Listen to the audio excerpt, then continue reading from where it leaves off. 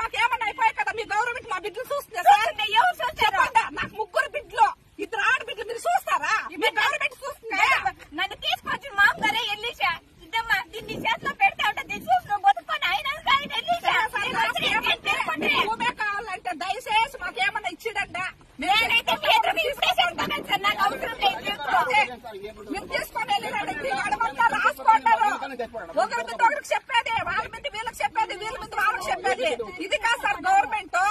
ధర్మం ఉండాలా, అందరినీ చేర్చాలా. దీనికి ఇది కాదు. దీని 16 లక్షలు అంట సార్. 10 గ్రాములు 1 గ్రామ్ బంగారు. పెళ్లి చేయాలా? దినానికి 7 రూపాయలు అయితే నీ గవర్నమెంట్ ఎంత నీకు శాలరీ? నాకు 300 రూపాయలు నెలంతా పోతే 9,000 వస్తుంది.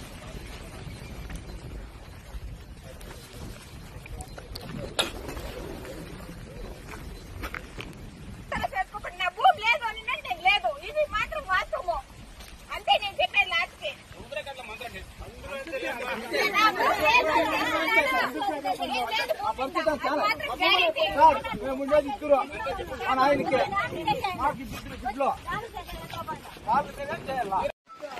వంగ లేకుండా వేరే ఎవరికి 2 లక్షలు గుర్తుకు పెట్టినాను సార్. బిడ్డలు చదివించేది నేను.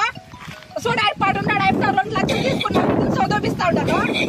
ఇప్పుడు మీరు పెరుకొనిస్తే ఆయనకు నేను 2 లక్షలు ఎట్లు ఇవ్వాలి? నా 3 బిడ్డలు ఎట్లు చదివియాలి? 2 వయసు బిడ్డలు పెళ్లి ఎట్లు చేయాలి సార్? కొంచెం అర్థం చేసుకుంటా. రైతన్నే కూడా మాది మాత్రమే.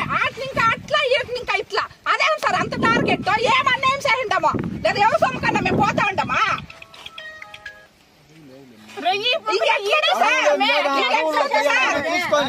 బీదోళ్ళకి న్యాయం చేయండి సార్. మీరు గవర్నమెంట్ ఆఫీసర్ కదా, బీదోళ్ళకి న్యాయం చేయండి.